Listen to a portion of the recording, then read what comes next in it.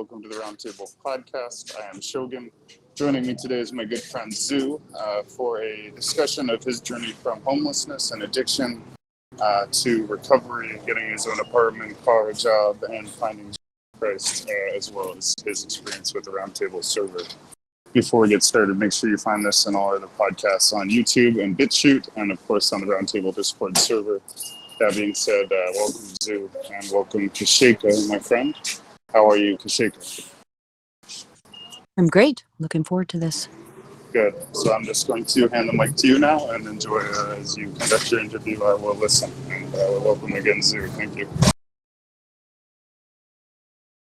Well, Zoo, you are planning to talk about, basically give your testimonial for the experiences that you had while you were homeless and addicted to drugs and alcohol, and how you overcame all of those to lead you to where you are right now.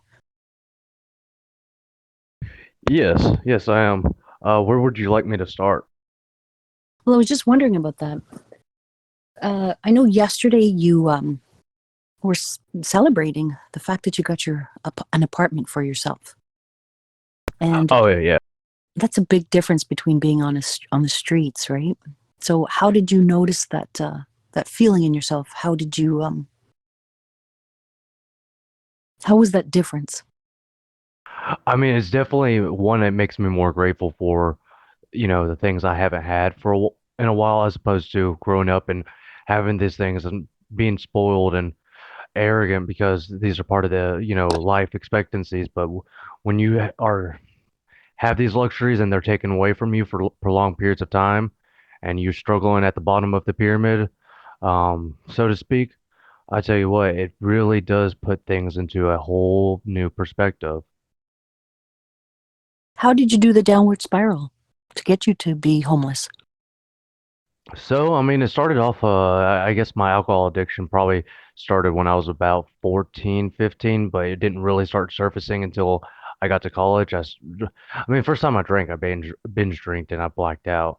And, this became a reoccurring phenomena, if you will, as I got older. And so when I was at 18, I went to college, joined a fraternity. Part of fraternity culture is centered around binge drinking. And my life had become slowly but surely obsessed and infatuated with alcohol, 100%, all the way around. I'd work jobs that were centered around alcohol, selling alcohol, eventually became a bartender. Um, you know, I just loved it too much. I knew everything about all the new craft beers. I knew how to make drinks, all that, and it was a way for me to get out of my bubble because I had a low self-esteem.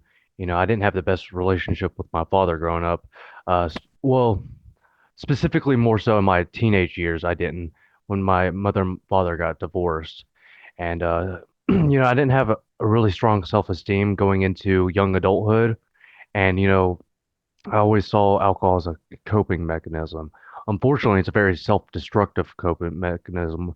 In fact, could be one of the worst. I mean, I've been arrested over it. When I was 22, I ended up kicking out a cop car window. I was really drunk.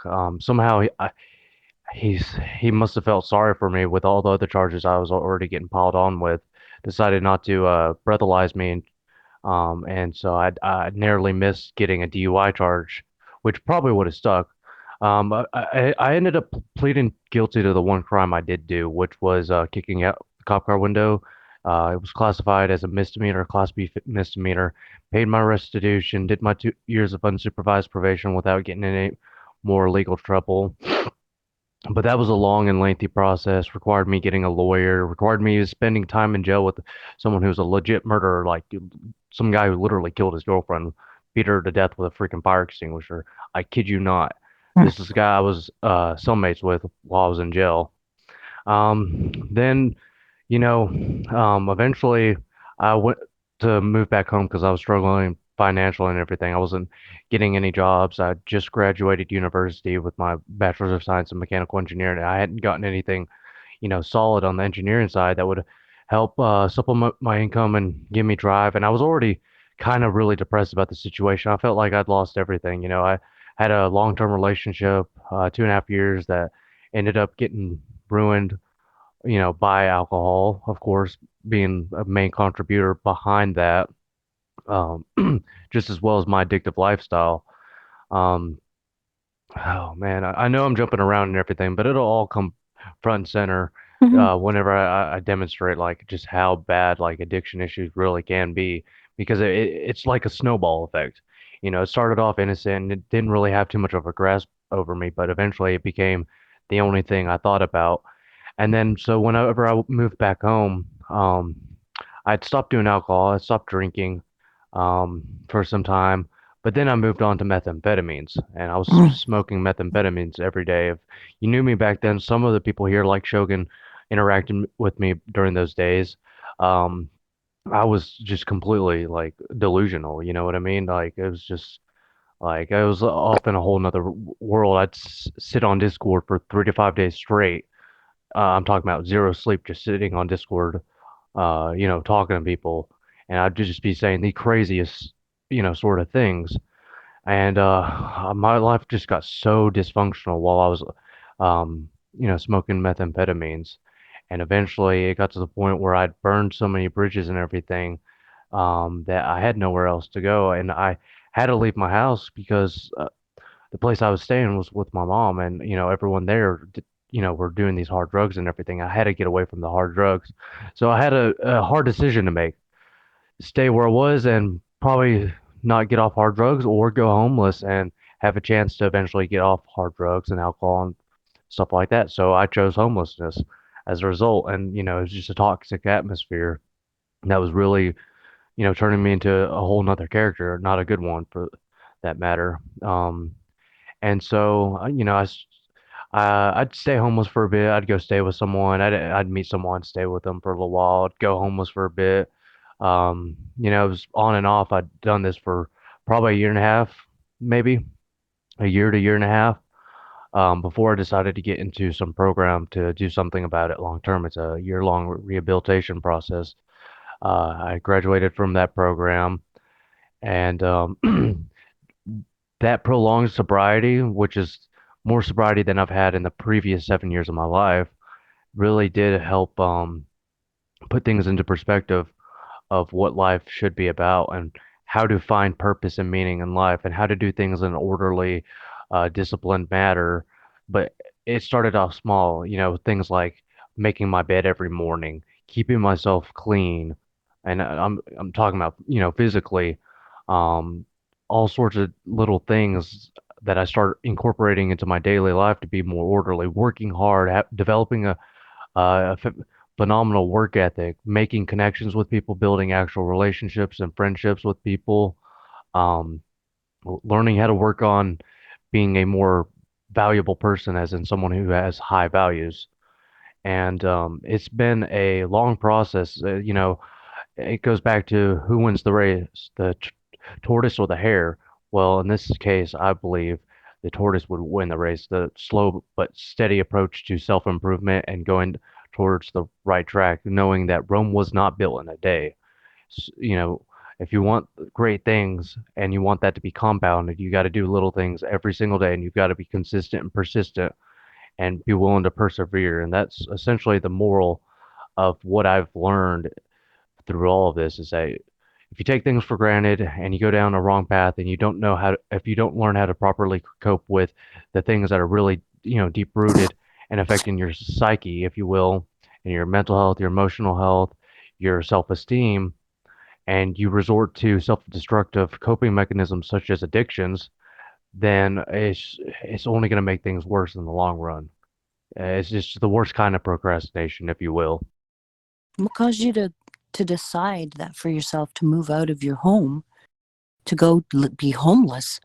What what was that driving force within you that caused you to make such a big change? Well, it was just getting to be a really toxic atmosphere. Like, so in fact, I went home not knowing that my mom had been doing methamphetamines, that she was addicted to methamphetamines, and that everyone she hung out with, everyone who ever came by the house, also was addicted to methamphetamines. Um, and so started realizing slowly but surely if I stayed around that atmosphere and around those kind of people, that there was no way, no hope whatsoever for me to get on the right path. Because I'd always get sucked into it because I kept on trying to quit smoking methamphetamines. It worked for like a week or two, and then, I'd get drugged right back into it.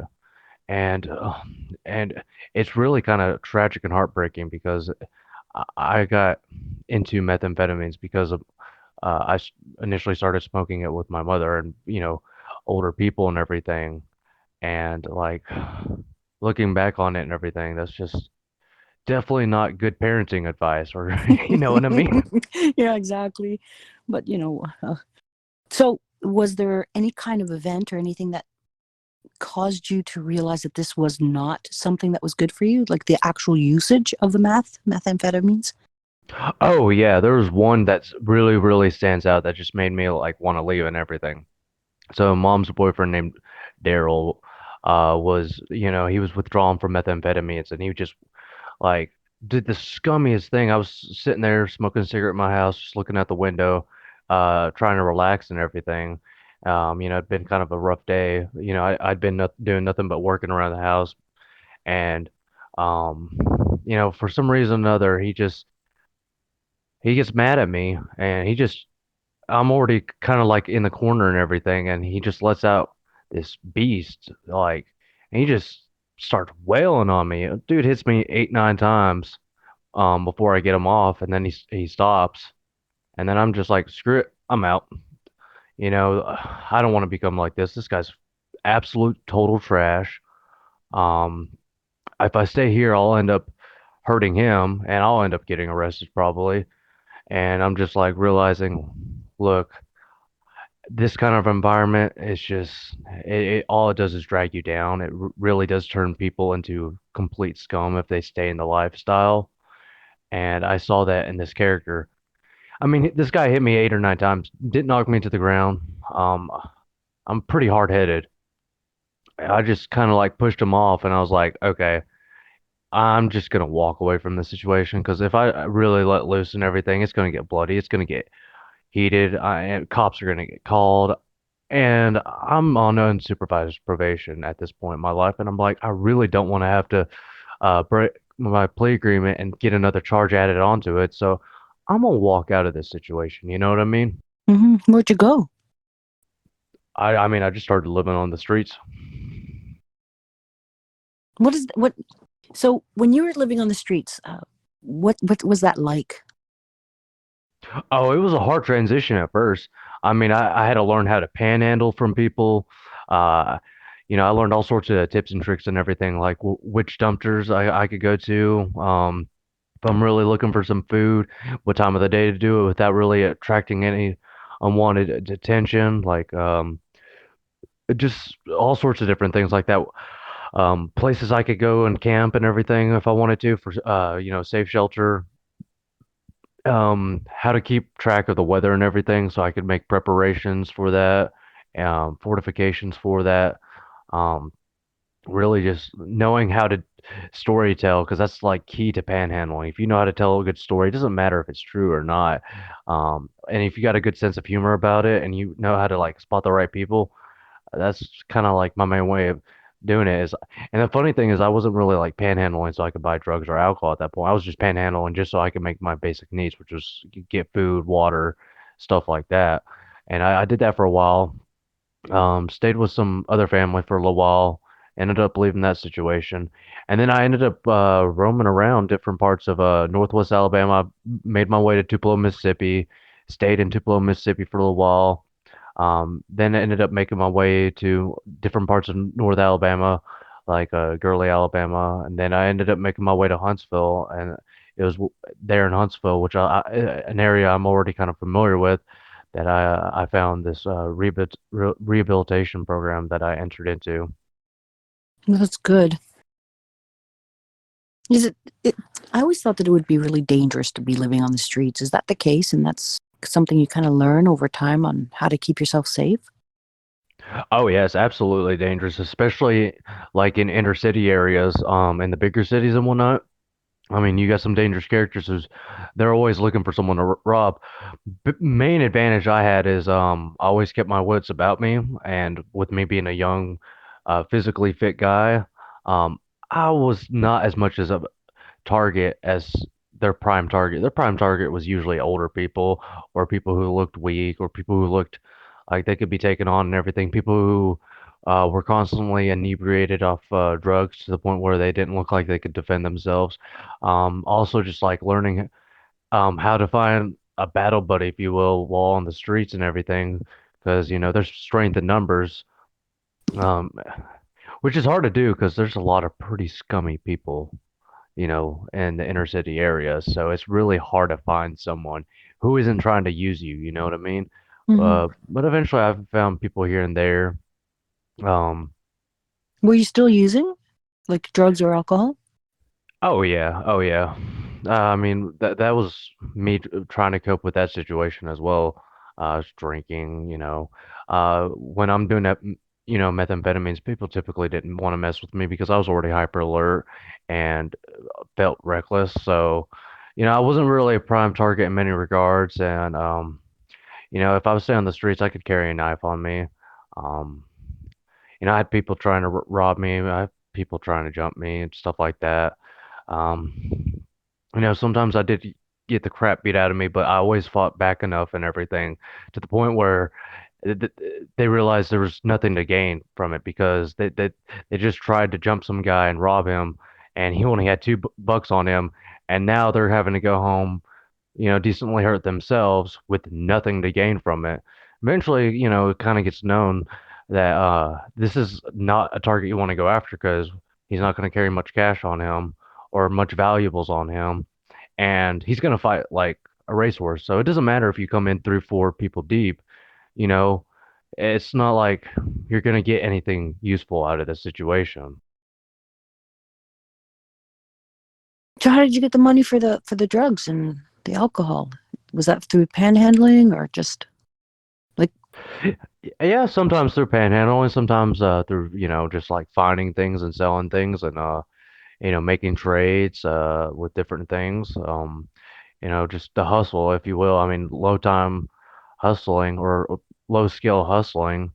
Knowing who to go to for what, and knowing how much I need to get and how I'm going to go about getting it and everything. Believe it or not, it wasn't too expensive for me to do with what I did usually, especially if I was just always in the habit of doing it. And, I knew which areas to go to if I wanted to panhandle for higher success money, how long to stay there before, I'm worried about, picking up a solicitation charge potentially, stuff like that. And, constantly being on the move and also like staying clean enough looking and everything so you don't look suspicious Hmm. to the authorities and everything that you that kind of helps. I guess white privilege kind of comes into effect too. If you look like a decently clean cut white guy and everything, you kind of they just kind of look past you a lot of time.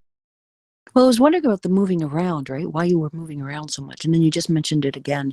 Why is it that you would have to move around? Well, for one, I'd get sick of the areas. I'd realize there's nothing for me there, and I'd move around from city to city while I was, going through that gypsy soul kind of stages and everything. And another is, just moving around and everything. Bored and nothing to do, so I'd roam around, and also just having knowledge about okay, so first stop is in this area, or what services are in what area on what days, knowing how to navigate and everything so that you can get what you need to get, because there are places that do homeless outreach and everything in different areas, and knowing how to use the community resources would help, but I didn't have a car, so I'd have to find my way over there. If that means I had to panhandle enough money for bus money, I'd do it. You know, um, I've even had cases where I'd be panhandling and be like, look, I'll be honest with you, I'm just looking for a way to get on the bus and everything, so I can do this and that, and just give them the straight up honest truth and be like, look, I'm living on the streets. I'm not really in the best position. I probably got a few screws loose in my head, and they'd be like, oh, really? and that people would be really nice and generous and give me like bus tickets or something. Like, uh, it's kind of like crazy how these things worked out. But you got to watch out. There's some real sketchy people out in this world and everything. I've had people like I had this like tall black. He was a crackhead trying to invite me to one of the tent cities and everything, trying to proposition me. And I'm like, what the heck? Like, no. I looked at him and I was like, no, I don't swing that way. I was like, but I'm sure there's plenty of others who do for what you're offering. Just don't ever bring that mess up to me again. And you know what I mean? Like, you get some really strange characters. So he was inviting you to a tent city, I guess, for other homeless people, and where they all gather. Is that what that is? Oh no, he was propositioning me. You know what I mean? He was Oh, like okay, he was okay. inviting me to his tent within a tent city, to exchange drugs for what. You know what I Yeah, mean? yeah, yeah. So what's the worst kind of thing that you ever saw, like while being on the streets? Aside from things like that, obviously, right? Ah man, I tell you what, I just saw people robbing each other, saw people freaking arguing, always like these showdowns over nothing. Um, I've walked up in an alley at the middle of the night and see some dude blowing another dude. And I'm like, what the heck? Like, what is this nonsense? Just out in the freaking public. Like, there's just some nasty stuff out in this world. You know what I mean? So that kind of the streets or homeless lifestyle, is that mostly at night, like out, I guess, out of the way of regular society, I suppose. I mean, it's all types, to all times of the day and everything. There's certain things that are more likely to go on, like the partying stuff and everything might be more likely to happen during the nighttime per se. Um, But even during the daytime and everything, that's when normal society is all out and about and everything. So people wanting to go panhandle over at, this parkway, or they want to go to this Walmart, when they want to go to that Walmart, they want to go to this place and everything. If they want to panhandle like that, which some of them do, some of them are like complete professionals at it. That's all they ever do. You'll know who they are because you'll see the same characters at the same locations panhandling, with a cardboard sign and everything. The same cardboard sign that they've had for the past 2 months, this sort of thing going on. And, saying the same stories over and over again to hundreds of people. You know what I mean? I was Mm. never like that bad or anything, but I've run into characters like that. So when you moved around and then you eventually went to the rehab center, was that something that you knew of beforehand and you were headed that way, or did you just stumble across it? I ended up stumbling across it while, making my way to Huntsville and living on the streets of Huntsville and talking to people. And they're like, "Hey, did you know about this place?"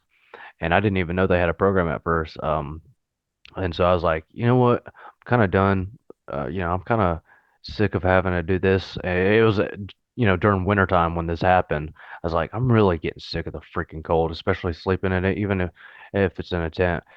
And so I decided to make my way over, and I heard they had all sorts of strict regulations and everything. And I remember at the time being like, "Ah, screw that." You know what I mean? I was kind of like still in that gypsy soul rebellious spirit, if you will. And so I was like, eh, well, I mean, it beats being out in the cold. And so I went and stayed over at this place. And then I found out they had a program, life transformation program, and I was like, hmm. Let me think about that. Because I mean, I really want to, get back on the straight and narrow path in my mind, but I just didn't know how. At that point, I had no drive to actually do it. It was like one of those interesting situations where I just kind of stumbled upon it just by word of mouth and then made my way over there. Was it difficult to get into? No, I mean, it just required, like simple requirements was, have some state issued ID or a state issued identification, and you couldn't be on any sort of sex offender registry, which I had no issue with, because I've never committed any crimes like that. So like the prerequisites were pretty simple, and then while you're there, you just got to follow the rules and regulations. So then that's when you went off of drugs and alcohol. Yeah, when I got into the program and everything, because you could stay over on the you could stay over on the homeless side of it and everything, go in and out whenever, pretty much. Well, they got a curfew, but you could go in and out throughout the day. And I thought about doing that, but then I was told, like, by someone who was working at the back desk, like, if you really are interested in getting the program and you're not just saying that to pay lip service, um, stick around, just stay here on the premises the entire time. Try that for a week or two, and that'll really show some sort of dedication. And I was like, you know what? I'll try that out. Mhm. So as boring as it was for me and everything, I stuck it out. I soldiered it out for about a week before getting into the program. Good for you. So what kind of drugs? Was it only alcohol and methamphetamines, or were you dealing with other drug issues? I mean, I was smoking all sorts of nonsense. I mean, I'd do just about anything.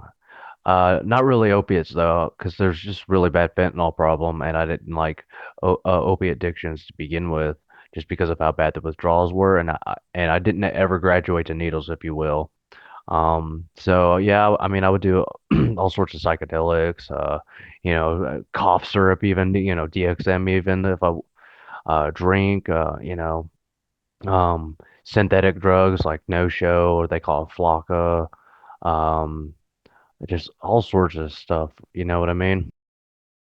So when you actually got into the program, was it basically you had to follow the rules and it was stopping the usage completely, stopping all usage of drugs and alcohol? Yeah, I mean, you have to stop all usage whatsoever when you get into the program. Did they give you Um, any kind of like supplements or anything that would help you with any of the withdrawal symptoms? What did you go through? Like what was it like to stop? I mean, at that time and everything, I'd already been done drinking for a little while, so I didn't have any alcohol withdrawals, and I hadn't smoked ice in a while, so I wasn't really dealing with any withdrawals when I entered into the program. At that time, I was really just smoking weed and no showing a couple other stuff and everything that didn't really have any physical withdrawals. Oh, that's good. But to answer your other question, no, they don't supply any sort of pharmaceuticals to help with withdrawals. What did they supply? Well, they can only supply non-narcotic products and everything, because it's not like they have medical professionals with that sort of certification on staff to be able to give out those sort of things. Was it just the fact that it was a home, a place that you could stay that was protected and sheltered? Is that what that is? Like, what did it provide for you that allowed you to make a change for yourself? Well, structure, place to stay, um, job, a chance at, getting reintegrated with civilization. I mean, there's a bunch of things I learned while I was in the program. I I could go on to that for a while, if you know what I mean. Go ahead. Tell me what you got the most out of while you were in that program. Well, for a while and everything, I was still kind of, um, stuck in my way and everything about the world, and um, at that time I'd been decently anti-Christian for a while, been an atheist for a while, and so I ended up getting eventually getting the word, and after quite some time and everything, I actually ended up making a conversion over to Christianity. Um, you know, I'd fought that for a while. That was a long battle and everything. You know what I mean? From my former occultist days back in the day to completely switching the script to Christianity, and the program definitely it was what did it for me. You were into occultism before? Is that what you're saying? Yeah, I mean, I used to be like an occultist back in the day. That was prior to being homeless? Yeah, I mean, even prior to being homeless and everything, I mean, I used to be I think it on that sort of thing, it started when I was about 14, 15 years old, and I got into the New Age movement. And ever since then, I started graduating into higher level occultism and esotericism and everything, and Gnosticism, Hermeticism, all that sort of thing. I'd been part of that hole for a while, basically from the ages of 15 to 23. That was really what I was all about. Or, yeah, about Were you 15 to basically just seeking, looking for answers for yourself? Yeah, always looking for answers, always looking at these new age philosophies, all these different occult systems and doctrines and stuff like that.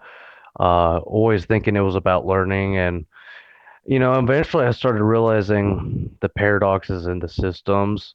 Like one of the major ones I started seeing is like in New Age and Hermeticism and all that, how they like praise two aspects that completely contradict each other. And one of them is this idea of achieving ego death, of having no ego. Therefore, you're able to be the person you need to be for everyone.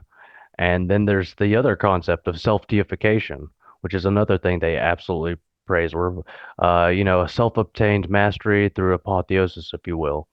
And when I started really thinking about it and everything, these two just completely 100% contradicting one another. You cannot have an ego death and also go after self deification because that's the ultimate manifestation of egoism or egotistical ideologies.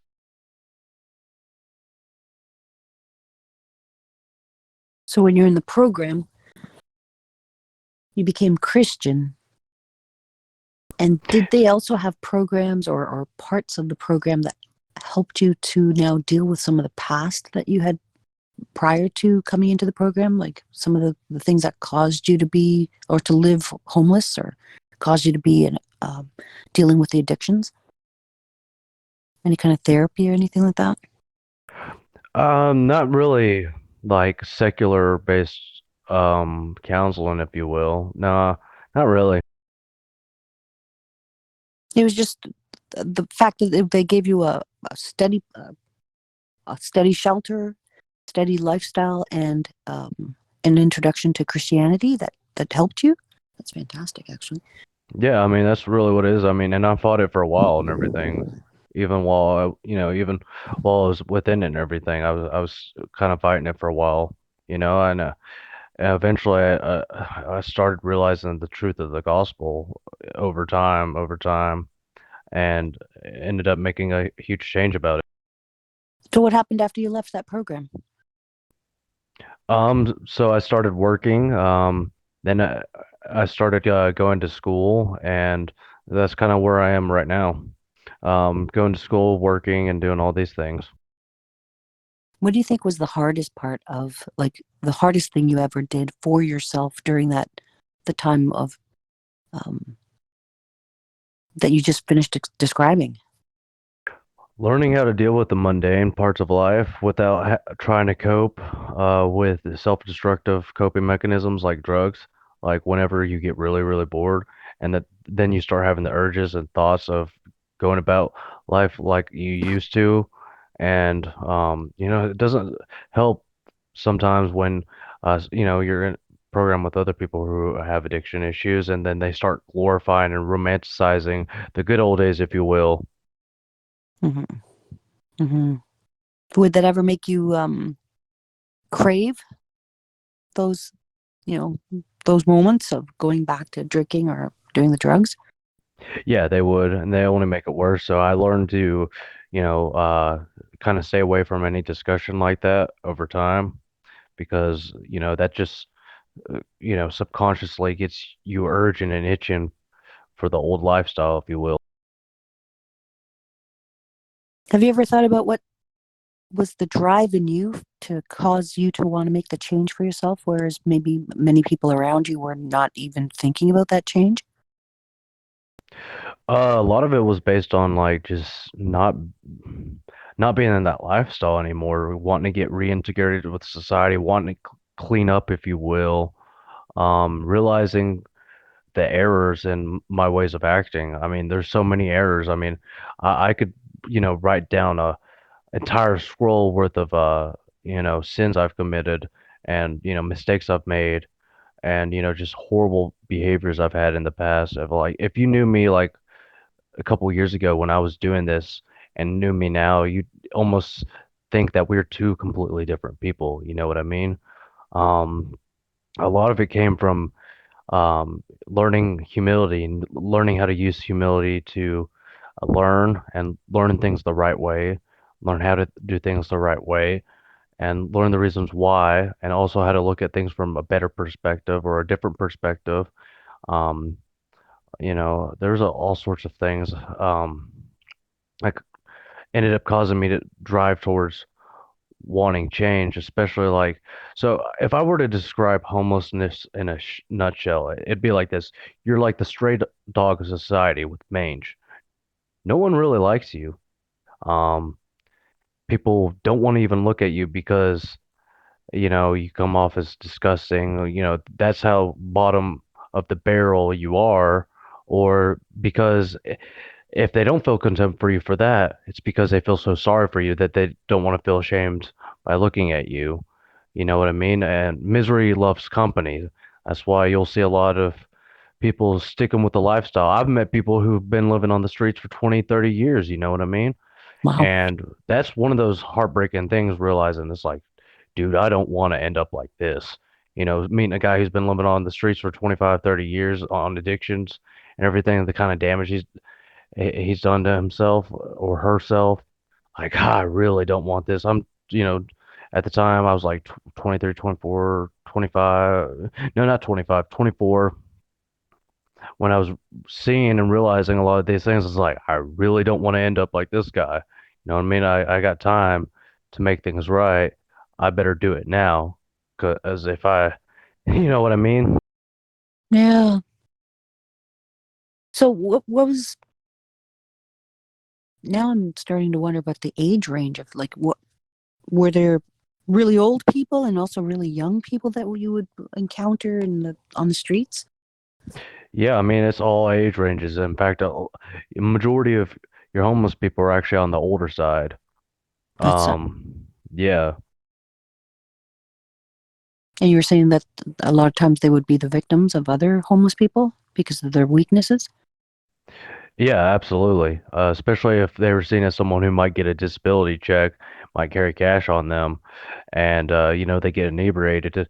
I've known so many of these older fellows who've been the target of, and it's usually young black kids who end up doing this too. And I hate to make it seem like I'm profiling, but like living on the streets, that's one thing I learned is like watch out for the hoodlums, the vagrant, the vandals, if you will, and everything. And I hate to say it like this and everything, and I know it's going to sound the wrong way, but more often than not, it was the young African American children who lived in the projects and everything, who worshiped the whole gangster culture, who was going around robbing these older white guys and whatnot. And so I kind of like learned how to keep my eye out for that sort of thing. Hmm.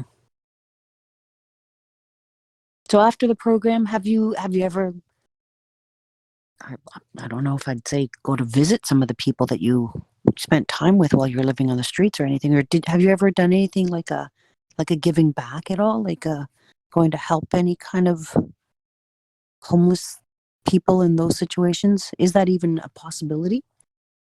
Have you ever seen anybody Not. do that? I mean, yeah, there's homeless outreach and everything, and to be honest, I don't go out of my way to do so at the moment and everything, just because I know what the culture is behind it, and I'm trying to stay away from it at the moment. I don't want to have to, like, in the process of trying to be charitable and whatnot, put myself in a situation where I might end up getting back into addiction. You know what I Oh, that mean? makes sense. Yes, stay away until you're. Yeah, that makes a lot of sense. So after the program that you finished, the rehab program, what you went to school? What did you take in school? I'm still in school right now. I'm taking mechatronics. I took a robotics course. It was like 3 weeks long. Ended up getting my certifications for that. I'm about to start soldering tomorrow on top of my mechatronics. Mechatronics is a 16-week course. Soldering's another 3-week course. I'm also doing Solid Edge on my own time. Solid Edge ST 2021, which is a AutoCAD program. Hmm. And I'm using trying to get all these different certifications and technical know-how and hands-on experience to open up doors into industrial manufacturing kind of fields. This is fantastic. That's a big jump as well, though. Like, what? How were you able to afford going to school and home, like having your own home, or how did you make that jump from the the rehab center to where you are now? What was the in between? Well, okay, so the in between is I got grants to be able to go to technical school. So, Nice. Okay. yeah, so these grants paid for my educational experience by different organizations that partnered with the technical school. I had to do an application for it, and I ended up, getting all of the tuition and everything for my educational experience paid for through these grants. And that's why I'm able to, use resources I've been gaining and what money I do make and what money I've been saving these past couple months, probably past 5, 6 months and everything to move up to my apartment situation. Good for you. That shows a lot of drive in you too, right? Were the grants, was the information for the grants, did you get that through the rehab program that you're in, or was that just through your own research? Uh, go- Uh, yeah, so I knew some people who had kind of gone through this sort of thing before I applied for going to this technical school, and I actually asked them about the grants and everything, and that's how I got information about it because I just heard by word of mouth something about that, and then I just kind of investigated it on my own accord. You've said the word of mouth. Mhm. Yeah, word of There's mouth. a sense of community, I guess, right? Is that the sense of community that there is in the streets, that what they basically share information about resources and things like that? Well, at this time I wasn't living on the streets. I was in the program. Hmm. And now you've got your own apartment. You're working on your farther studies. What are your plans for the future? Get a job in industrial manufacturing locally. Build up my income, be resourceful, be a good steward of my finances. I mean, I got a bunch of different long-term goals: restore credit, pay off debts, all sorts of things. It's a very long-term thing that I'm realizing this is going to be. But the good news is that a lot of these things I don't have to immediately tackle. I can, with the lessons I've been learning and the morals I've been learning from, flip-flopping between being a pretty good kid when I was 17, 18 years old to becoming a complete unrepentant degenerate by the time I was, 21, 22, getting arrested, living on the streets and everything, learning, um, that the tortoise does eventually end up winning the race. So if I, tackle these issues at life one step at a time, and I take it slow and everything, then I can accomplish some of these. I can accomplish these goals. And, eventually, I would absolutely love to be able to actually own a home one day. Maybe upgrade vehicle one day. But those are things that not currently too much on my mind because they're far in the future. So my main ones at the moment are securing a job within the industry I want to work, and it'd definitely be a much higher income than I'm currently making as a janitor. I remember not too long ago you got yourself a car, and you were so Yeah, happy about that.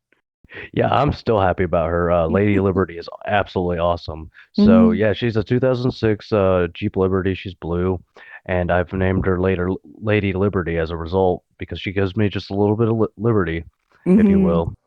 And now your apartment. This is what, day two of your Yeah, this own is my second place. day. Yeah. Nice.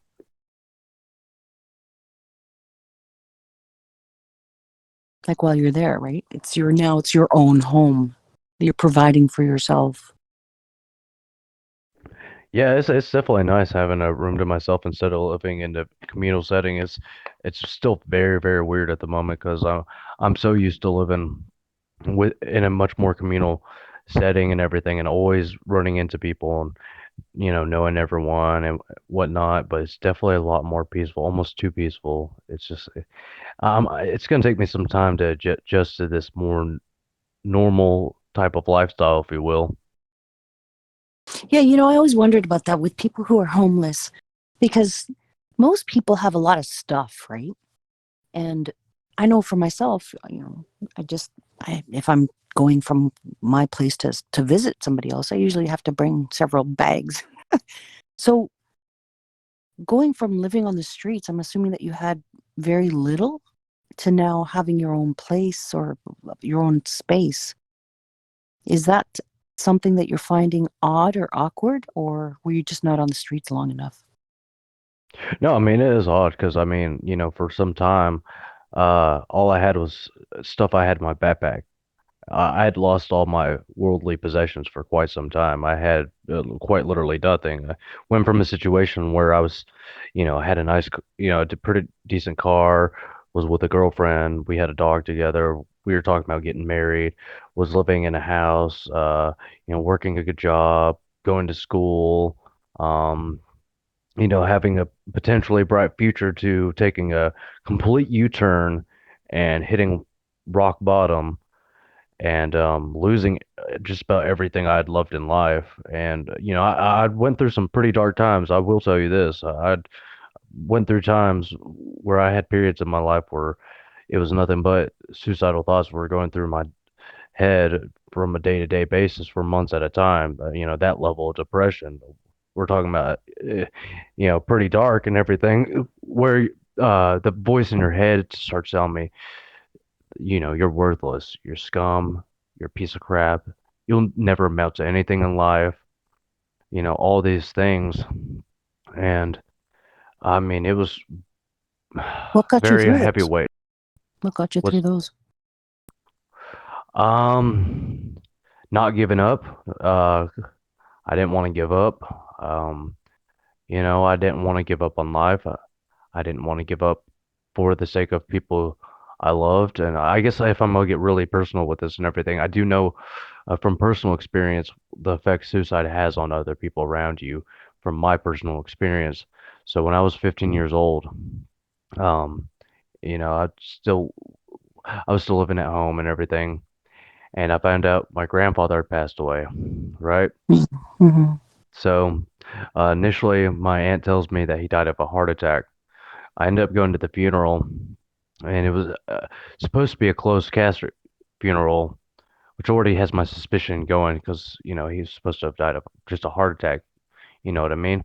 And then eventually, somehow, the casket gets opened. My aunt opens it and everything, and I'm while I was standing right there and everything, and I look down, and the first thing I see is the noose marks on my Mm. grandpa Damer's neck and everything, and that's when it really hit me.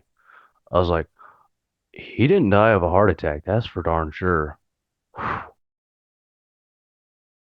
that's what one of the things that helped you to not want to do that to yourself because you would about because of how it would affect others in your life.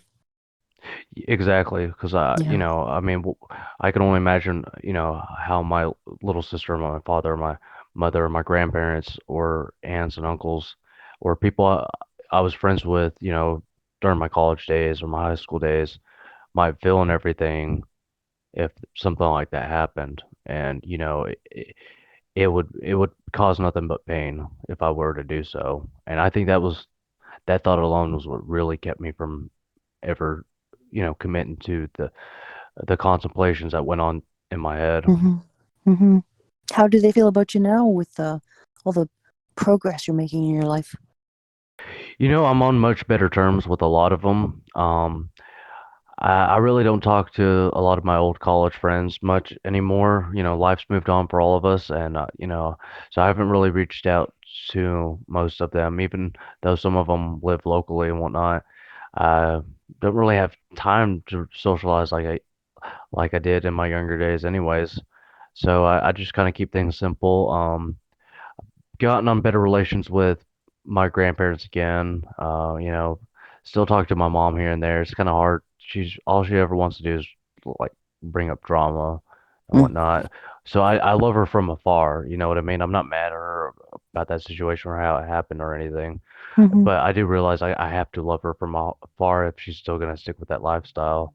Mm-hmm. Um, I've made some reconciliation efforts, but it's one of those things that I'm gonna have to do on a long term. But furthermore, I'm gonna have to learn how to build better relationships in the future with the right kind of people. The old saying goes, look at the five people you spend the most time with and everything, and that's where you're likely to head towards and everything. So if you hang around five people who are productive and want to improve their lives and plan on getting married and all that sort of thing, then you're probably gonna reflect those ideas yourself, you know. Very smart. Very true. Thank you, Zoo. I'm going to open it up right now. If anyone has any questions for Zoo about this great journey and transformation he's made for himself. Does anyone have any questions? Can you hear me? I can. Yep. Yeah, sorry. Thank you, Zoo, for sharing, and thank you, Kashika, for conducting the interview. That was great.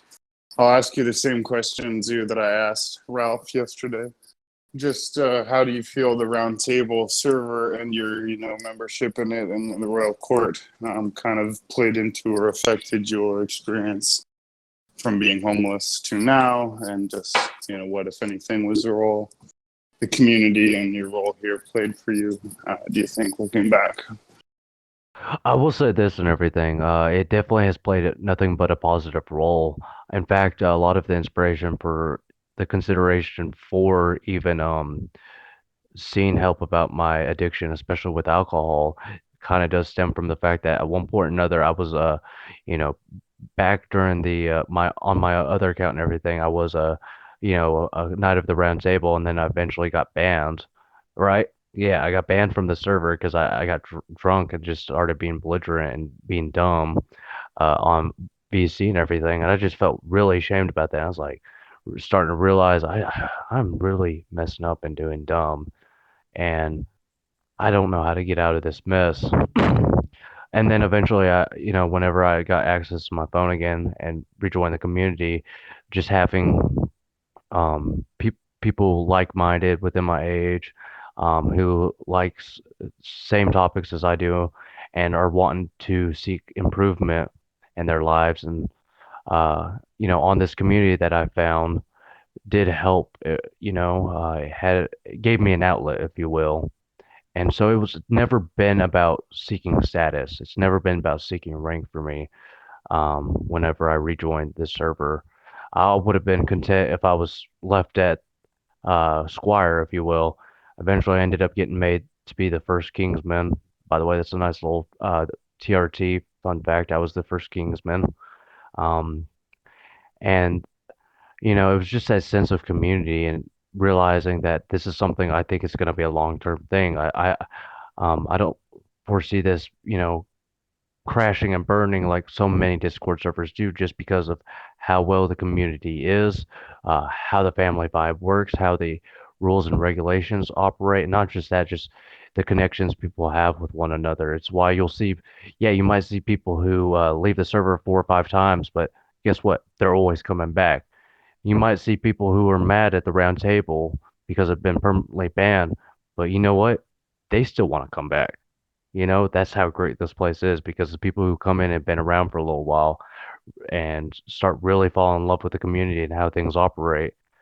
I think they're like-minded in the fact that they want a long-term community that isn't exactly the norm, if you will. Thank you. Well said. And I'll ask you again, if I can, to just elaborate a little bit more on your journey from someone who was a cultist and thought that, Abrahamic religion was misguided, to being someone who's born again in Christ, or at least who has found a relationship with Christ. So can you just elaborate a little bit on how that started and how that developed to the point that you now are part of that flock?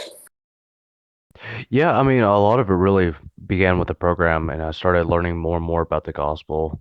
That was the transition, really, that as the seeds of the gospel started getting planted in, I still had a rebellious spirit within me. that was kind of like, it was like this war within me was fighting on between my old way and the new way that I was learning about from the program and from daily teachings and from being in the Word. And you know, I'd been ingrained with occultism for 7, 8 years. Um, you know, uh, it definitely hit me at an early age and everything. It started off with the New Age movement when I was about 15. I was watching all this sort of stuff like the spirit science back when spirit science was only at, less than 5 videos, learning about all these Eastern philosophies. And I think a lot of my wanderlust for the world, because of the fact that I'd spent so much time just confined to Alabama, played into this. But, looking into all these different occultisms, occult theologies or occult groups, what they believe in, their esoteric ideas, and something about that during my younger, more arrogant days, it appealed to me because it's like, oh, look, I know this thing. They don't know that no one else knows. Ha ha ha ha. You know what I mean? And this is something you will notice with a lot of people who have gotten trapped into the new age thing because it's quite seductive. I'll be quite honest with you. There is a mass effort to go onto it. Now, something I did also start realizing is how messed up it really was and how I was being played a fool by being an occultist as I looked more into the history of occultism and mystery schools and the indoctrination and how it's all connected over a period of thousands of years. Um, and going down those rabbit holes, I started realizing I was the one who was a fool. That these groups and everything, they've existed for a while, and they're like the secret dark priesthoods that do a great job at controlling society, but I'm telling you, it's twisted beyond belief. And when I realized how twisted it really was and everything, it started taking me aback. And then, as I started getting more into the word and scripture and reading, eventually the Holy Spirit started to take hold over me. And that's when the conversion really began. You know what I mean?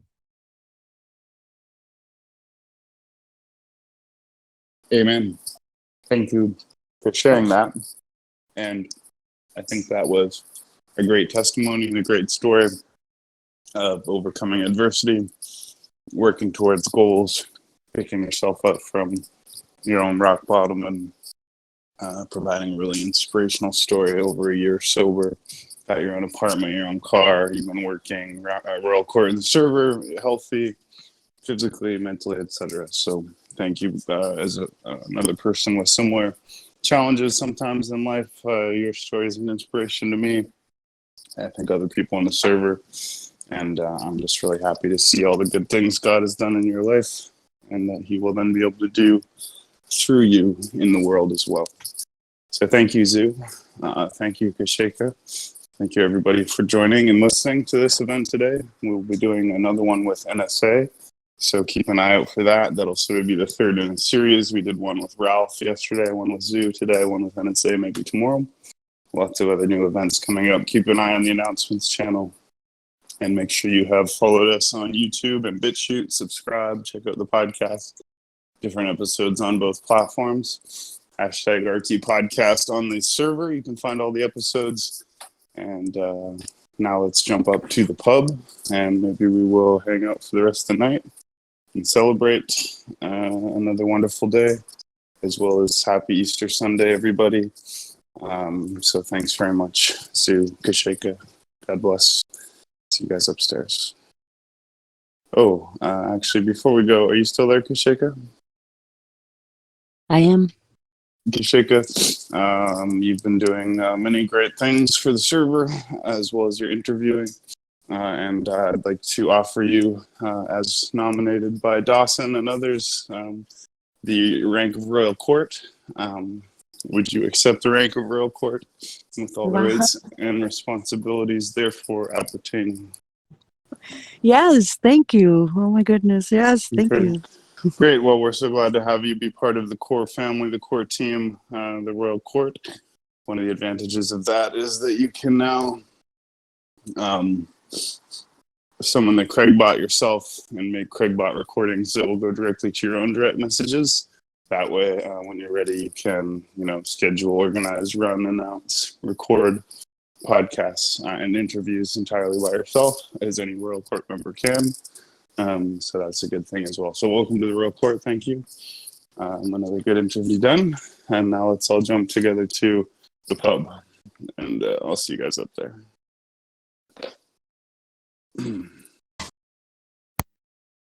Congratulations, Jacob.